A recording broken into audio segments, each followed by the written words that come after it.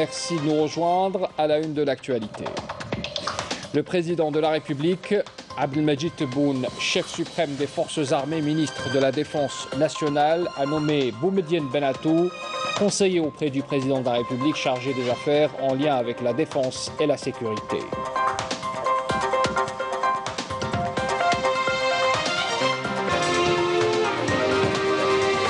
Le Premier ministre Abdelaziz Jarrad a présidé une réunion du gouvernement qui s'est déroulée par visioconférence. L'ordre du jour et le contenu de cette réunion à suivre tout à l'heure. Ouverture aujourd'hui du séminaire sous le thème « Mémoire et unité nationale » au Cercle national de l'armée. L'événement a été présidé par le général de corps d'armée, chef d'état-major de l'armée nationale populaire, Saïd Chengleha.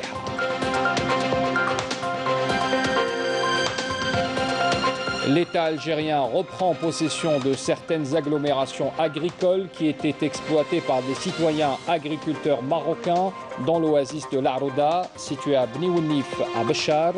Les autorités locales, civiles et militaires ont donné un dernier délai jusqu'à demain, 18 mars, pour vider les lieux.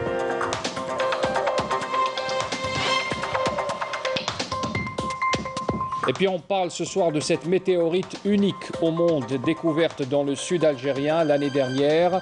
Elle a été identifiée comme la plus ancienne d'origine volcanique. Son âge, 4,5 milliards d'années. On en parlera tout à l'heure avec un spécialiste en la matière. Bienvenue à tous. Le président de la République, Abdelmadjid Tebboune, chef suprême des forces armées, ministre de la Défense nationale, a nommé donc ce mercredi Boumediene Benattou, conseiller auprès du président de la République, chargé des affaires en lien avec la défense et la sécurité. C'est ce qu'indique aujourd'hui un communiqué de la présidence de la République. Le Premier ministre Abdelaziz Jarrad a présidé ce mercredi la traditionnelle réunion du gouvernement qui s'est déroulée par visioconférence. Alors pour ce qui est du contenu de la réunion, d'abord le gouvernement a poursuivi l'examen du projet de décret présidentiel fixant les attributions, la composition, l'organisation et le fonctionnement du Conseil supérieur de la jeunesse. Deuxièmement, le gouvernement a entendu un exposé présenté par le ministre de l'Intérieur, des collectivités locales et de l'aménagement du territoire relatif au projet de décret exécutif fixant les compositions, la composition et les modalités de fonctionnement de la Commission nationale et la Commission de Wilaya de prévention contre les bandes de quartier. Le gouvernement a entendu aussi une communication présentée par le ministre de l'Intérieur sur un projet du marché de gré à gré simple entre son département ministériel et une entreprise publique dans le cadre d'une opération d'équipement au profit d'établissements sous tutelle. Le gouvernement a entendu aussi une communication présentée par le ministre de l'Habitat, de l'Urbanisme et de la Ville sur la réalisation des programmes de logement location-vente et les mesures prises pour l'implantation du programme non encore lancé.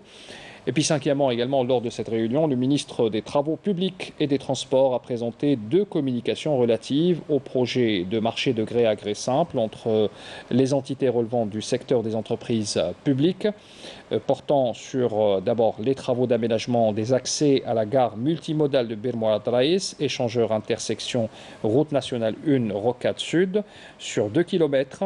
Et puis également les travaux de la réalisation partielle de l'évitement de l'Achour dans la wilaya d'Alger sur 2,5 km. Et puis le contrôle et le suivi du reste à réaliser des travaux de réalisation des installations d'équipement d'exploitation de l'autoroute Est-Ouest, l'O-Ouest. Voilà donc pour le contenu de cette réunion. Pour en avoir plus de détails, sur cette réunion qui s'est donc tenue aujourd'hui sous la présidence de Abdelaziz Jarrad, le Premier ministre, je vous invite à écouter la déclaration du ministre de la Communication, porte-parole du gouvernement, Ammar Belhimana. في بداية الاجتماع قدم وزير الشباب والرياضة قراءة ثانية لمشروع مرسوم رئاسي يحدد صلاحيات المجلس الأعلى للشباب وتشكيلته وتنظيمه وسيره. طبقا للمادة 214 من الدستور يتشكل المجلس من ممثلين من الشباب وممثلين من الحكومة وعن المؤسسات الحكومية المكلفة بشؤون الشباب. ويتم ذلك عملا بمبدأ المناصفة بين الرجال والنساء. أما صلاحيات المجلس فهي منصوص عليها في المادة 215 من الدستور وهي تتلخص فيما يلي: تقديم آراء وتوصيات حول المسائل المتعلقة بالشباب وازدهاره في المجالات الاقتصادية والاجتماعية والثقافية والريادية. وثانيا الإسهام في ترقية القيم الوطنية والضمير الوطني والحس المدني والتضامن الاجتماعي في أوساط الشباب. أما وزير الداخلية والجماعات المحلية والتهيئة العمرانية فقد قدم مشروع مرسوم تنفيذي يحدد تشكيلة وكيفية سير اللجان الوطنية والولائية للوقاية من عصابات الأحياء.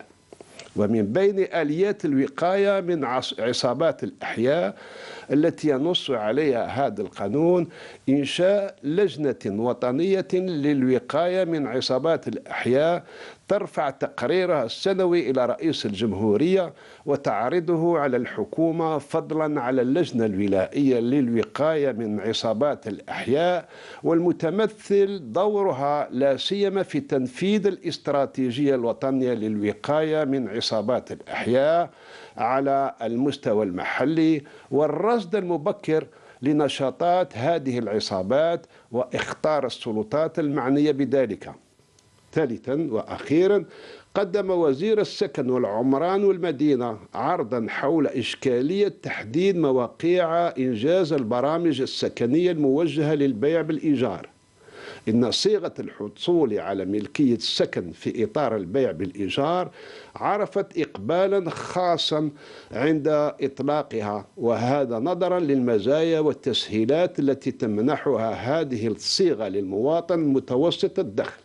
ولهذا الغرض وبرسم المخطط الخماسي 2020-2024 تقرر تسجيل برنامج إضافي يشمل 40,000 وحدة سكنية بعنوان هذه الصيغة، وهذا من أجل التكفل بالطلبات العالقة.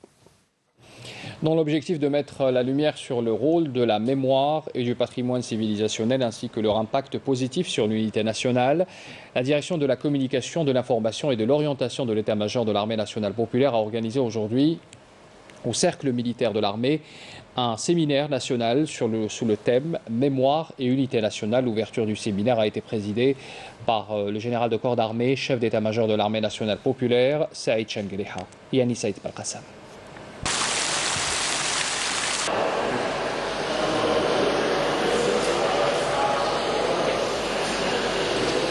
Le général de corps d'armée, chef d'état-major de l'armée nationale populaire, a présidé l'ouverture des travaux du séminaire en présence de monsieur les ministres de la communication, de l'éducation nationale, de l'enseignement supérieur et de la recherche scientifique, de la culture et des arts, le secrétaire général des Moudjahidines et des ayants droit, ainsi que des messieurs le secrétaire général du ministère de la Défense nationale par intérim, le commandant de la première région militaire, les chefs des départements et les directeurs et chefs des services centraux du ministère de la Défense nationale et de l'état-major de l'armée nationale populaire.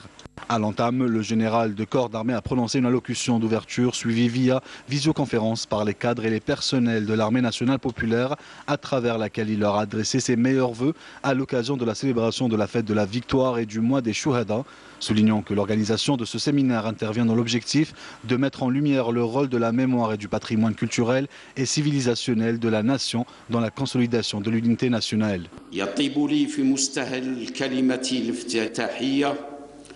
أن أتقدم بأسمى عبارات الترحيب والشكر للسادة الوزراء على تلبية دعوتنا للمشاركة. Je me réjouis à l'entame de mon allocution d'ouverture de souhaiter la bienvenue et d'exprimer ma gratitude à messieurs les ministres d'avoir répondu présent à notre invitation pour prendre part à ce séminaire. Je souhaite également la bienvenue à nos honorables invités avec une attention particulière à nos vaillants Moudjahidines présents avec nous aujourd'hui et à travers eux à tous les héros de l'illustre novembre sur tout le territoire national.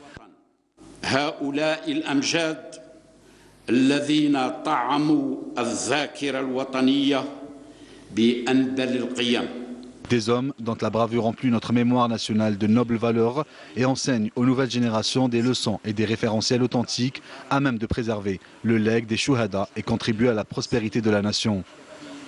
J'adresse aussi mes meilleurs vœux à l'occasion de la célébration de la fête de la victoire et du mois des Shuhada à l'ensemble des personnels de l'armée nationale populaire, digne héritière de l'armée de libération nationale, ainsi qu'à tout le peuple algérien, priant Allah le Tout-Puissant d'accorder sa sainte miséricorde aux Shuhada des résistances populaires, aux martyrs de notre glorieuse révolution et du devoir national, ainsi qu'aux défunts moudjahidines, et de préserver ceux qui sont encore parmi nous aujourd'hui dans la santé et la sérénité.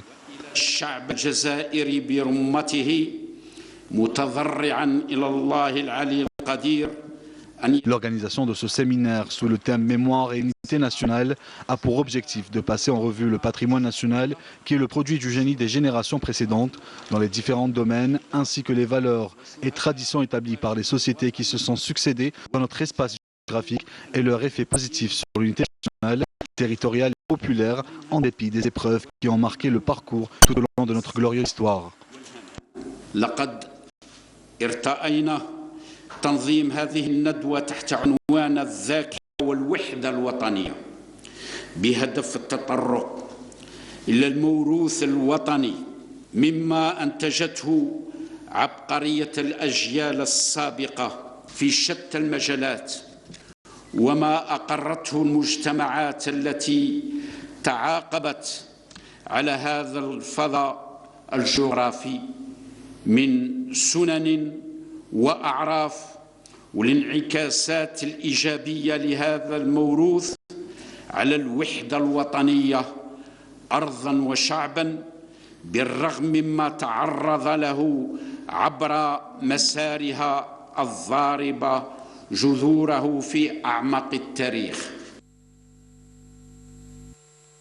Le général de corps d'armée a tenu à saluer les initiatives entreprises par le président de la République, chef suprême des forces armées, ministre de la Défense nationale dans la conservation de la mémoire nationale visant à forger la personnalité du citoyen algérien, conscient de ses valeurs civilisationnelles et pleinement engagé envers sa société.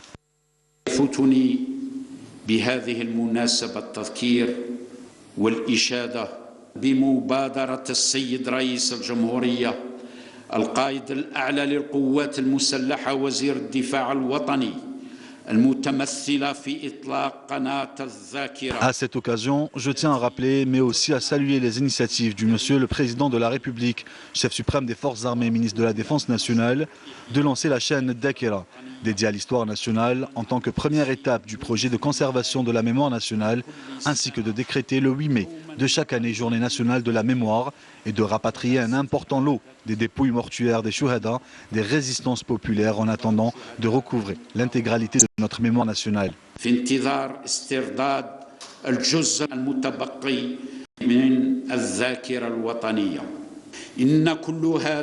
Ces nobles démarches sont à même de maintenir vivace la mémoire nationale à travers la sensibilisation à l'histoire nationale et l'ancrage de l'appartenance civilisationnelle, préservant le citoyen algérien des dérives alternatives, influencées par les différents canaux médiatiques, garantissant à l'Algérie son environnement authentique dans ses dimensions historiques, géographiques et culturelles. Ces dimensions représentent les constantes nationales consacrées par la glorieuse révolution de novembre et qui sont l'unique repère à même de préserver notre sécurité nationale et notre stabilité et d'atteindre l'objectif prometteur de construire un État fort et présent au concert des nations.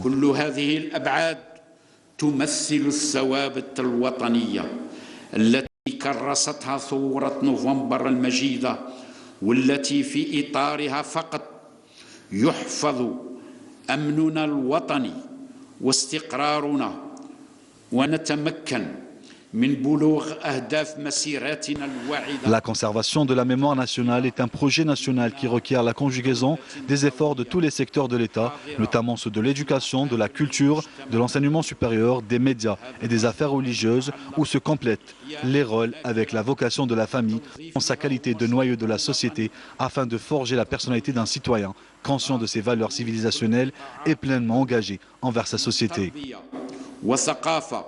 وتعليم عالي وإعلام وشؤون دينية حيث تتكامل الأدوار مع ما تؤديه الأسرة باعتبارها الخلية الأولى في المجتمع وبذلك نضمن بناء شخصية المواطن الواعي بقيمه الحضارية والفعال Le général de corps d'armée a rappelé que les positions du peuple algérien sont à l'image des montagnes immuables et inébranlables puisqu'elles s'inspirent de notre doctrine nationale et de notre glorieuse révolution de libération. Un peuple décidé à ne jamais dévier de ses engagements, quels que soient les sacrifices à consentir.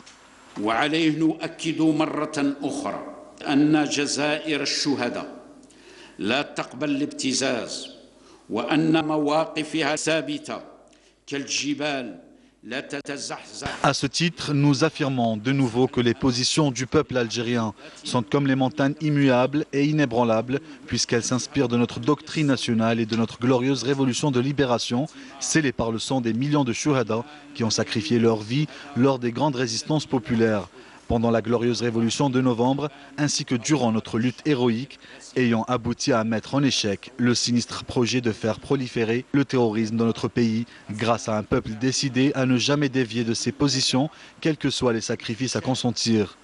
Un capital riche de valeurs qui est sans nul doute le garant de notre unité nationale et le phare qui éclaire notre parcours victorieux.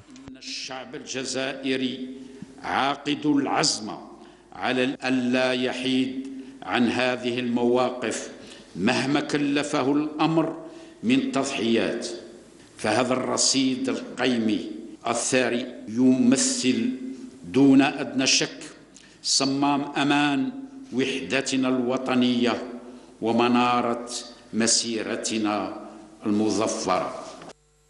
Les travaux du séminaire se sont poursuivis par un nombre d'interventions qui visent dans leur ensemble la sensibilisation sur les risques liés à un éventuel délaissement de la mémoire nationale ou des intérêts de la préservation de nos spécificités propres ayant permis à notre nation d'évoluer à travers les temps en octroyant davantage d'importance aux référentiels que recèle notre mémoire nationale et en mettant en lumière son rôle pivot dans la préservation de l'unité nationale et la cohésion de la société, tout en valorisant nos principes nobles ancrés par la glorieuse révolution de novembre. Il faut savoir que les slogans attractifs sont d'apparence porteurs d'espoir et de construction ne sont en réalité des slogans trompeurs et destructeurs. Ces plans instigateurs à travers lesquels les pouvoirs hégémoniques visent la conscience des peuples afin que ces derniers deviennent une armée contre leur nation dans le cadre des nouvelles guerres en employant les dernières technologies d'influence, notamment les réseaux sociaux.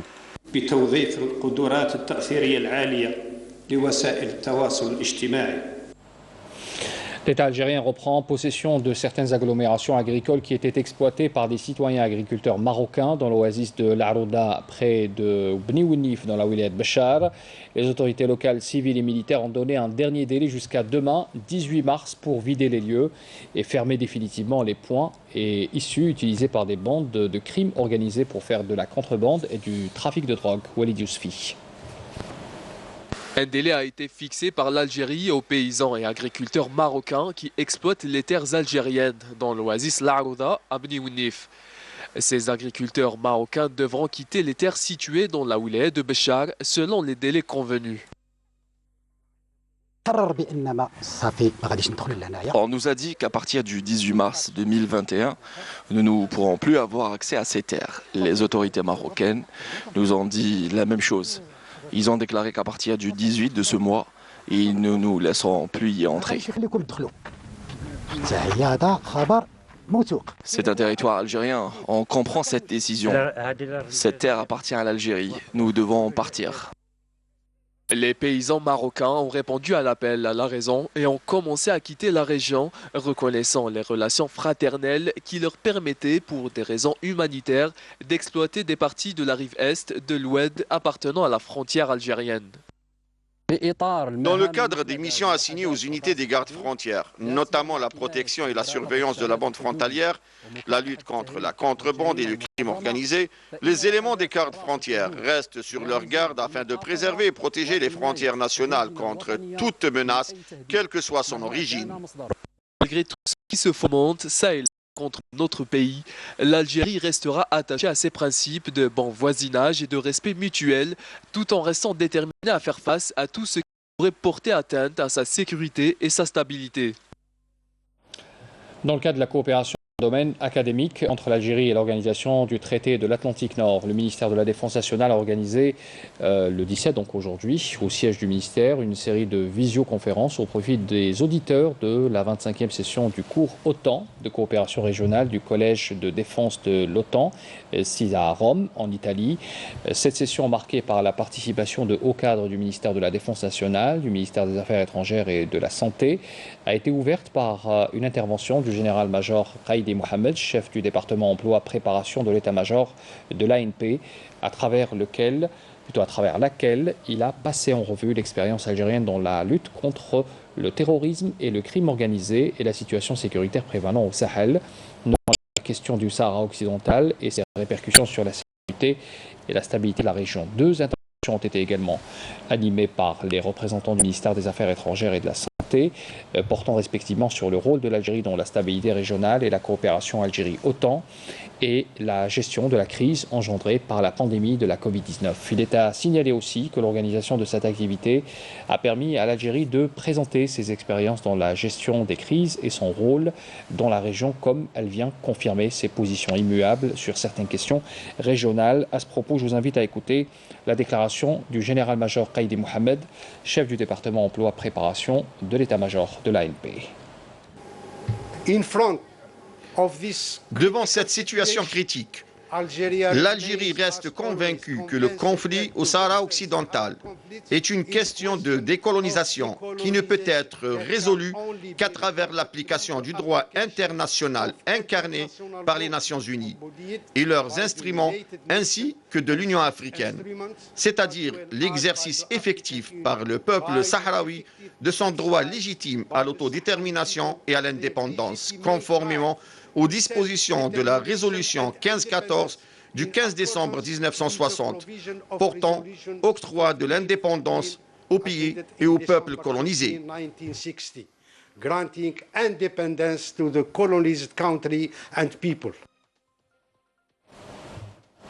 Dans le cadre de la lutte antiterroriste et lors d'une opération de recherche et de ratissage menée près de la bande frontalière au niveau du secteur opérationnel de Bourj Badji Mourtar, en 6e région militaire, et suite à un accrochage avec un groupe terroriste dans la soirée d'hier, un détachement de l'armée nationale populaire a abattu le terroriste dénommé Ammar Bachar et a capturé également deux autres, en l'occurrence les terroristes Sidi Mohamed Ben Khia et Mohamed Sherayet. L'opération s'est soldée par la récupération d'un pistolet mitrailleur de type Kalachnikov, une quantité de munitions, un véhicule tout-terrain, deux appareils de télécommunication et d'autres effets. Cette opération s'inscrit dans la dynamique des résultats positifs réalisés sur le terrain par les unités de l'armée nationale populaire et dénote de leur vigilance, leur détermination, leur disponibilité à extirper le terrorisme de notre pays et traquer quiconque qui tenterait de porter atteinte à la sécurité et à la stabilité de l'Algérie. La dynamique des efforts de l'ANP sur le terrain également, on en parle avec un bilan qui rend compte donc de toutes les opérations menées durant la période entre le 10 et le 16 mars. Le résumé avec Yanis Saïd Makassamba. Dans le cadre de la lutte antiterroriste, des détachements de l'armée nationale populaire ont arrêté deux éléments de soutien au groupe terroriste à Tébessa et Tissemsilt, tandis qu'un autre détachement a découvert et détruit à Mila 4 casemates pour terroristes contenant une bombe de confection artisanale, une quantité de munitions s'élevant à 99 balles, des substances chimiques et outils servant dans la fabrication d'explosifs ainsi que des vivres. Dans le même contexte, 3 bombes de confection artisanale ont été détruites à Médéa et Djidjel, alors qu'un pistolet mitrailleur de type Kalachnikov et 2 chargeurs de munitions ont été découverts à Ain Aminas. Dans le cadre de la lutte contre la criminalité organisée en continuité des efforts intenses visant à venir à bout du fléau du narcotrafic dans notre pays, des détachements combinés de l'armée nationale populaire ont intercepté, en coordination avec les différents services de sécurité dans les diverses opérations exécutées à travers les différentes régions militaires, 31 narcotrafiquants et saisis de grandes quantités de kif traités s'élevant à 14 quintaux et 22 kg que les bandes criminelles ont tenté d'introduire à travers les frontières avec le Maroc. À ce titre, des détachements de l'armée nationale populaire et les services de la gendarmerie nationale et des gardes frontières ont arrêté lors d'opérations distinctes au niveau des territoires des 2e et 3e régions militaires 11 narcotrafiquants et saisi 13 quintaux et 68,5 kg de kif traités, alors que 20 narcotrafiquants ont été appréhendés et 53,5 kg de la même substance, ainsi que 32 480 comprimés psychotropes ont été saisis dans diverses opérations menées dans les autres régions militaires. Par ailleurs, des détachements de l'armée nationale populaire ont intercepté à Tamar مناصة عين قزام برج باجي مختار جانت عين مناص 171 individus et saisit 30 véhicules, 131 groupes électrogènes, 78 marteaux-piqueurs de détonation et d'autres équipements utilisés dans des opérations d'orpaillage illicite ainsi que 50 sacs de mélange d'or brut et pierre et 68,8 tonnes de denrées alimentaires tandis que 13 autres individus ont été arrêtés et 7 fusils de chasse, un pistolet automatique, 275,5 kg de poudre noire, 1385 cartouches pour fusils de chasse, 1110 unités de tabac, 14 400 unités d'articles pyrotechniques et 5391 unités de différentes boissons ont été saisies lors d'opérations distinctes menées à Ouergla, El Oued, Biskra, Oumulbouagui également, Batna et Rilizane. De même, des tentatives de contrebande de grandes quantités de carburant s'élevant à 18 252 litres ont été déjouées à Tébessa, El Taraf, Sougaras, Tindouf et Borj Badji Mokhtar. Dans un autre contexte, les gardes-côtes ont mis en échec des tentatives d'émigration clandestine et ont procédé au sauvetage de 99 individus dans 18 nationalités marocaines qui étaient à bord d'embarcations de construction artisanale à Chlef, Oran, Ain Timouchen, Moustaganem, tandis que 177 migrants clandestins de différentes nationalités ont été appréhendés à Ain Salah, Ain Amenas, Tlemcen et Béchar. Le ministère de la Défense nationale annonce ce soir que certains articles du Code des pensions militaires sont en cours de révision afin de permettre à plusieurs catégories d'anciens militaires l'examen et la régularisation de leurs dossiers déposés au niveau des services du ministère de la Défense nationale. Alors il s'agit en l'occurrence de l'article permettant la prolongation des délais des recours et celui permettant la création de la pension d'invalidité complémentaire au profit du militaire auquel la commission d'expertise médicale attribue un taux d'invalidité imputable au service. Par ailleurs, s'agissant des résultats réalisés jusqu'à présent en termes d'études de dossiers introduits auprès du ministère de la Défense nationale pour examen et régularisation au profit des différentes catégories d'anciens militaires, le nombre de dossiers reçus s'élève à 288 079 dossiers répartis comme suit. Alors d'abord, les dossiers des militaires radiés des rangs pour inaptitude physique ou non imputable au service au nombre de 37 181 dossiers, dont 8 975 acceptés jusqu'à présent. Les dossiers des militaires retraités ne percevant pas une pension d'invalidité au nombre de 171 059 dossiers, dont 5 684 acceptés jusqu'à présent. Et puis enfin, les dossiers des militaires radiés pour fin de contrat et par mesure disciplinaire au nombre de 80 739 dossiers, dont 1200 acceptés jusqu'à l'heure. Ainsi, le nombre de dossiers régularisés depuis janvier 2021 jusqu'à aujourd'hui a atteint 15 859 dossiers et l'opération est toujours en cours.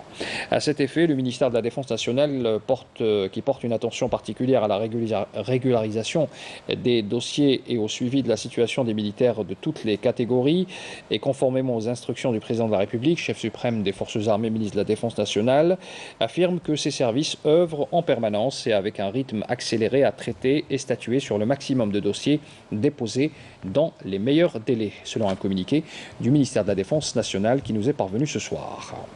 L'Algérie a condamné avec force ce mercredi l'attentat terroriste perpétré lundi dernier dans la région de Tillabéri, à l'ouest de la République du Niger, ayant causé des dizaines de morts et des blessés, selon un communiqué du ministère des Affaires étrangères.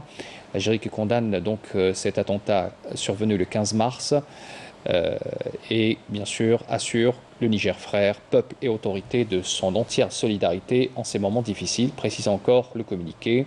L'Algérie réaffirme sa ferme détermination à lutter contre ce fléau sous toutes ses formes et manifestations et en appelle à l'ensemble de la communauté internationale à conjuguer davantage ses efforts afin de combattre plus efficacement ce phénomène qui entrave la paix et le développement dans toute la région du Sahel. Notez également que l'Algérie condamne aussi fermement l'attaque terroriste contre les forces armées maliennes dans la localité de Tessit, près de la région de Gao. Elle présente ses condoléances aux familles endeuillées et souhaite un prompt rétablissement aux blessés. L'Algérie réitère également son entière solidarité avec le gouvernement et le peuple malien frère et les assure de son plein appui dans la lutte qu'il livre contre le terrorisme. L'actualité est également marquée par cette nouvelle qui concerne le prisonnier civil sahraoui Ahmed Salem Bouriel, détenu du groupe Gdeye Mizik dans la prison d'Eit Melloul 2 au Maroc, qui a entamé une grève de la faim de 48 heures pour protester contre le mauvais traitement et la violation des droits de l'homme par l'administration pénitentiaire marocaine. Selon la coordination de protection des prisonniers sahraouis dans les geôles marocaines, le prisonnier Ahmed Salem Bouriel avait décidé donc d'observer cette grève pour protester contre ces conditions inhumaines, difficiles, dans lesquelles il se trouve dans cette prison de Ait Meloul 2 depuis sa détention depuis le 2 septembre dernier. Au Maroc, à Rabat précisément, une manifestation d'enseignants contractuels qui n'ont pas perçu leur salaire depuis des mois et qui demandaient leurs droits a été fortement réprimée et les enseignants arrêtés, des dizaines d'entre eux, ont été empêchés de se rendre dans la capitale du Maroc. Récit Naïma Chekcherka. معكم اليوم مربيات التعليم الأولي ربما نكون نعد بالآلاف في المغرب بلد القمع بلد الحقرة بلد اللي Nous sommes des éducatrices de l'enseignement primaire. Nous sommes des milliers au Maroc, pays de la répression, de la Hogra, le pays où l'employé ne perçoit pas son salaire depuis plus de 7 mois. Jusqu'à quand? Aujourd'hui, nous avons été l'objet de violences, de répression, de Hogra, un pays qui parle d'honorer la femme. Il est où le respect de la femme? Tout ce que je vois, c'est l'atteinte à la femme, sa brutalisation, son viol. Ce que je veux savoir aujourd'hui, comment vais-je nourrir mes enfants? Des enseignants qui n'en sont pas à leur première manifestation, celle-ci qui s'est élargie à Rabat jusqu'à une population excédée par sa malvie. Des salaires impayés depuis des mois et des conditions sociales et économiques terribles dénoncées ici. Plusieurs contractuels ont été arrêtés tandis que des dizaines d'autres ont été empêchés de se rendre dans la capitale où la coordination nationale des enseignants a appelé pour une protestation nationale. La répression s'abattant sur les manifestants, on compte plusieurs blessés et nombre d'enseignants ont été arrêtés.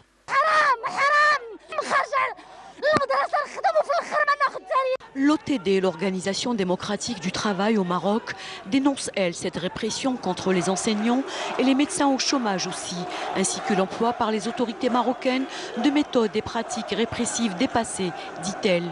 Dans un communiqué publié, elle exprime sa grande inquiétude quant au langage de l'oppression et de la violence physique, dit-elle, à l'encontre des groupes de jeunes qui cherchent à faire entendre leur voix à travers des manifestations légitimes et l'exercice de leur droit de manifester pacifiquement et à exprimer leurs demandes légitimes. Et puis nous avons appris avec beaucoup de peine la disparition de l'artiste algérienne Rim Razali, décédée aujourd'hui à l'âge de 39 ans à Paris des suites d'un cancer. C'est ce qu'a annoncé sa famille. Née le 29 juin 1982, l'artiste algérienne est devenue célèbre après avoir participé au programme Star Academy en 2005. Elle avait également joué des rôles dans plusieurs œuvres dramatiques ramadanesques. Inna lillahi wa inna ilayhi raji'un. Pour terminer, une météorite unique au monde, découverte dans le sud algérien l'année dernière. Elle a été identifiée comme la plus ancienne d'origine volcanique. Son âge, 4,5 milliards d'années. C'est une découverte exceptionnelle que nous présente Yamina Saïdji. Des scientifiques ont identifié une météorite comme la plus ancienne d'origine volcanique, un fait très surprenant qui s'est passé l'année dernière. Des chasseurs de météorites ont jeté leur dévolu sur le désert algérien. Ils ont donc vaqué des jours à chercher à explorer les moindres recoins susceptibles de cacher des trésors d'origine extraterrestre. En mai 2020, les spécialistes ont été plus que ravis de la découverte d'une météorite très particulière dans une zone du Sahara dont elle tire le nom d'Erkshech 002. Le géochimiste Jean-Alix Barat a récemment signé une étude dans les proceedings de l'Académie américaine des sciences consacrée à cette roche d'une composition unique. D'un point de vue minéralogique, composition chimique, elle ne ressemble à aucune autre météorite qui a été décrite jusqu'à présent. Et vous savez qu'on a jusqu'à présent beaucoup de météorites, on en a environ 65 000, donc ce n'est pas rien. Et celle-là est unique parmi les 65 000 de par sa composition minéralogique et sa composition chimique. Et puis, d'autre part, cette roche, elle est unique grâce aux données qu'on a obtenues qui montrent que c'est la plus vieille roche volcanique que l'on a trouvée jusqu'à présent dans le système solaire. Il en existe officiellement 43 fragments. La roche d'aspect verdâtre, quand on la coupe et de surface plutôt marron, est un témoin exceptionnel à plus d'un titre de la formation des protoplanètes, ces embryons de planètes qui ont précédé l'apparition de celles de notre système solaire. C'est un échantillon très intéressant et très important pour comprendre comment les petites planètes se formaient. Parce que on a aujourd'hui, comme je vous l'ai dit tout à l'heure, beaucoup de météorites. On a aussi beaucoup de météorites qui viennent de protoplanètes, plus jeunes que cette météorite-là évidemment. Mais cette météorite-là est vraiment particulière parce qu'elle est un des jalons dans l'histoire de formation des croûtes de ces petits objets. Et c'est un objet qui va effectivement permettre de comprendre comment les croûtes se formaient, comment il y avait du volcanisme, comment ce volcanisme était généré sur ces planètes et comment la croûte a évolué par la suite. En étudiant sa composition, les chercheurs en ont déduit qu'elle avait alors voyagé pendant plus de 4,5 milliards d'années pour enfin atterrir sur Terre dans le sud algérien, il y a de cela un peu plus de 26 millions d'années. Alors pour en parler également, nous avons un spécialiste maison, Djelloul Belhaï, vous êtes professeur en géologie à l'université de Babzoa à l'USTHB. Bonsoir, vous êtes en direct avec nous par téléphone. Merci de votre présence. Alors on vient de voir cette météorite est d'une rareté exceptionnelle, elle a été découverte chez nous dans le sud algérien. Cette roche pèse une quarantaine de kilos d'après les spécialistes en plusieurs fragments. 31,8 kilos, 31 kilos à peu près. Absolument. Alors on sait qu'un réseau de vente de météorites existe de par le monde.